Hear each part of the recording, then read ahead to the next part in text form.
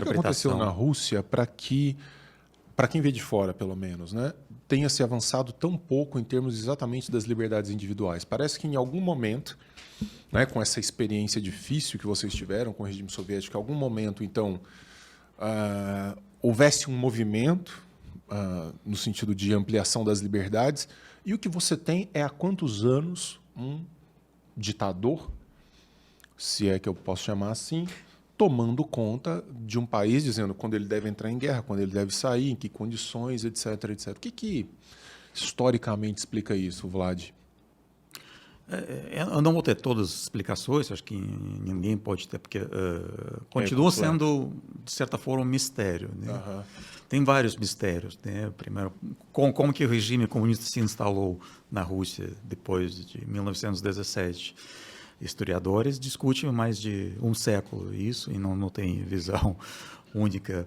Por que chegou ao ponto que a União Soviética acabou, que o regime ruiu? Também tem várias explicações disso.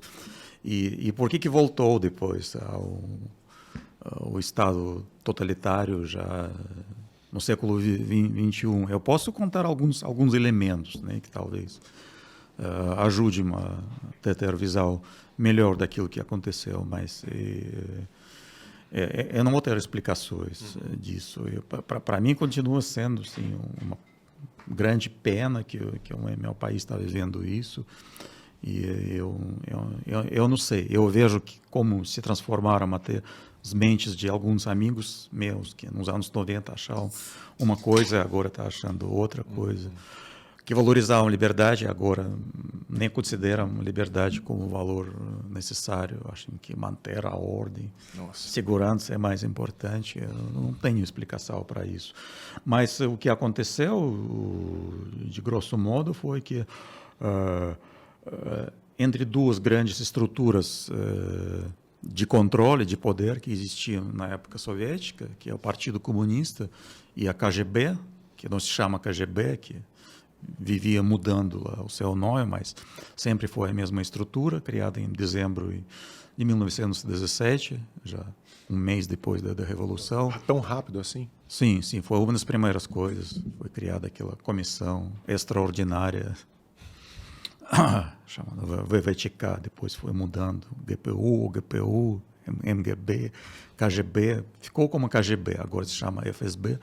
É uma espécie de polícia secreta que controlava a vida das pessoas de forma oculta, e depois do fim da União Soviética, da destruição do Partido Comunista, eles que começaram pouco a pouco a tomar poder em todas as estruturas, subir, tomar os estados inteiros, empresas de petróleo, de gás inteiros, a mídia, e em 2000 conseguiram colocar o presidente. Que é filho dessa estrutura. Sim, ele foi colocado como representante dessa estrutura. E ele só ampliou o poder dessa estrutura. Agora eles controlam tudo, controlam até o exército. Ou seja, quem está no poder na Rússia agora é essa estrutura. Eles lutavam por 70 anos com o Partido Comunista, que eram dois poderes que não conviviam bem. E depois da destruição do Partido Comunista, ninguém mexeu com essa estrutura, deveria. Acho que o maior erro, resumindo, foi não destruir essa estrutura da mesma forma como foi destruído o Partido Comunista. Sim. Se você quer uma explicação só, claro. Ela deveria ter sido dissolvida com o Partido Comunista. Dissolvida, sim. Da mesma forma. Se você quiser uma única razão, a razão principal, na minha visão, na visão de muitos historiadores que trabalham com esse assunto, é isso. Ou seja, essa estrutura ela se recompôs e criou tentáculos para... Sim, absolutamente tudo. Se a gente olhar agora as fotos antigas, por exemplo, naquele dia famoso de golpe de agosto de 91, quando Yeltsin, o presidente russo, estava no tanque com colete à prova de balas, né, proclamando que ele vai lutar contra o golpe, defender a liberdade, a Rússia independente, nova. E se você olhar quem está ao redor dele, Era todo esse pessoal que... Que está agora, um é o chefe da Guarda Nacional. Cara... Ou seja, o pessoal já estava lá. Essa habilidade política, então, ela não se deve ao Vladimir Putin, necessariamente, mas, assim, talvez ele seja uma espécie de instrumento útil a uma estrutura que é muito maior do que ele, ou não? Ele acabou realmente assumindo esse protagonismo ele próprio? Existe certa dinâmica, Porque ele né? não parece assim, pelo menos lá atrás, que não era um sujeito exatamente inteligente, era um tanto boçal, assim, até por algumas declarações, bem no começo. Hoje já tem-se uma visão diferente, mas eu não sei. Não, certa inteligência, certa habilidade ele tem. Ele tem a habilidade de aproximar as pessoas fiéis, afastar as pessoas com visão independente.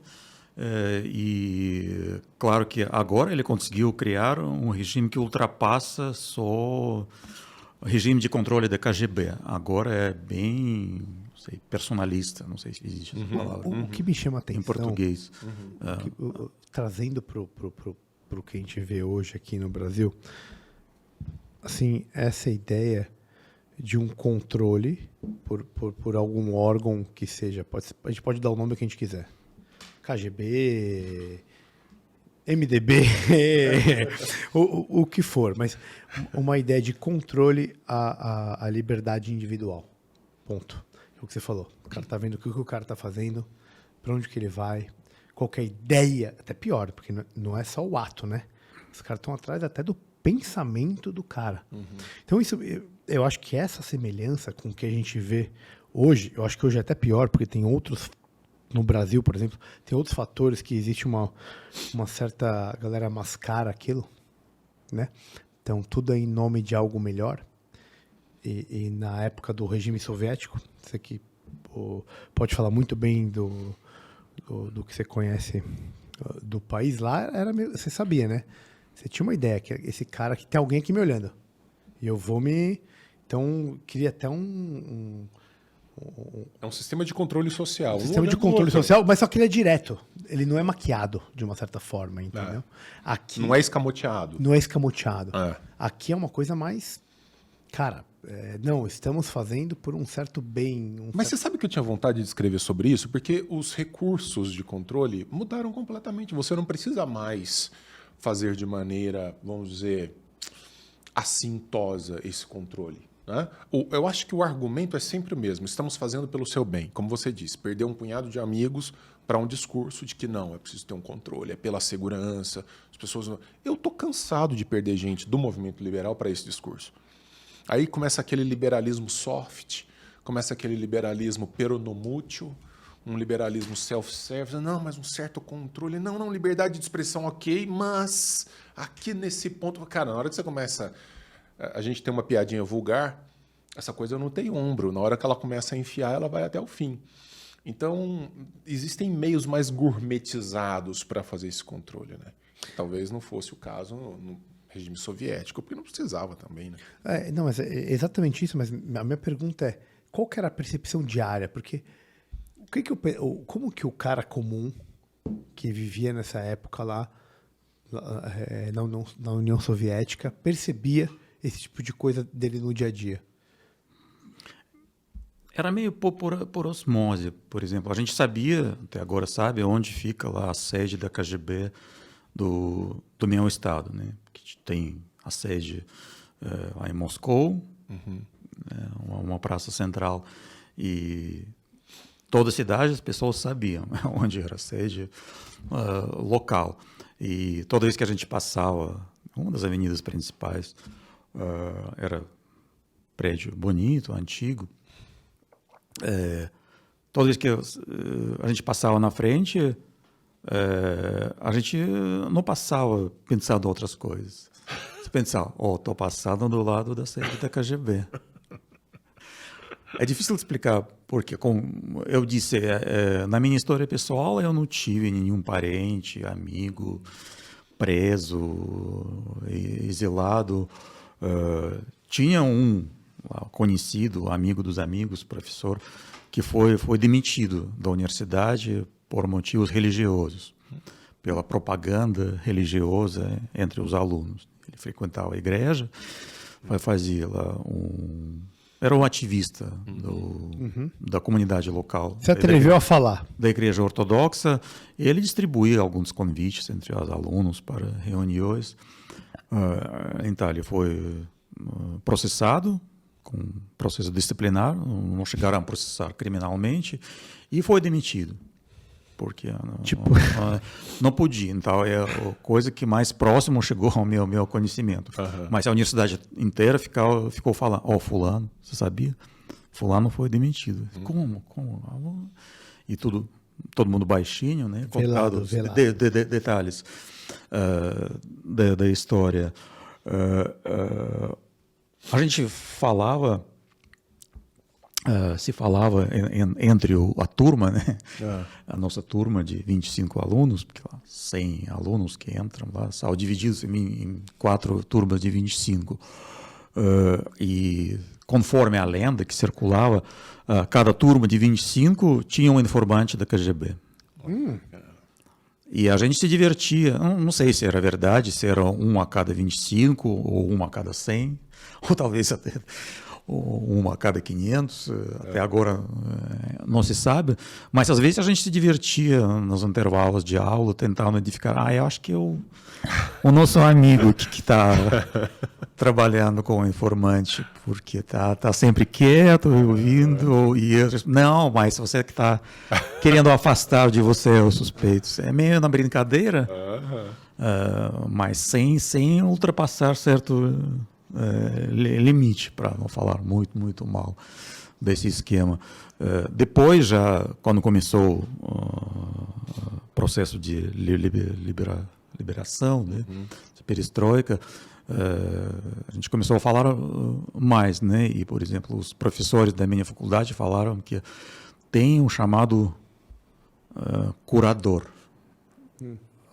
Toda a universidade tinha um curador da KGB, que era um agente responsável por tudo que estava acontecendo dentro da universidade. E ele ficava, às vezes, nos intervalos de aula, meio de forma anônima, né? sem querer ser identificado, né? E alguns dos meus amigos começaram a fazer uma brincadeira toda vez, quando identificaram que era, toda vez que passavam, dá um bom dia. Bom dia, né? E ele ficava muito sem graça, porque a ideia era... passar desapercebido. Ser um anônimo, né? E... que mais? A gente sabia mais um fato, por exemplo, que todos os feriados prolongados, 1º de maio, por exemplo,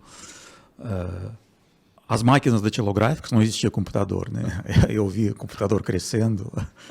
Eu fui um dos primeiras pessoas que começou a digitar lá as teses, lá, as fórmulas no computador lá no começo dos anos 90, mas na época da minha faculdade, nos anos 80, era tudo máquina datilográfica, né? E a KGB tinha, de todas as máquinas datilográficas, quando chegava uma máquina nova, uma universidade, uma empresa, um agente da KGB ia lá e ele tirava uma cópia de algum documento, porque acreditava-se, não sei se é verdade, que toda máquina datilográfica ela é individual. Você consegue identificar qual máquina foi usada para digitar algum texto. Sim, sim. Ela tem algumas características gráficas, né? Uma letra, ela no nível toca mais microscópico, você consegue, pegando um folhete antissoviético na rua, supostamente você ia conseguir identificar qual máquina foi produzido aquilo. E durante feriados prolongados, tinha um setor lá da universidade que recolhia todas as máquinas e trancava um departamento especial. Fazer uma perícia. Para ninguém poderá aproveitar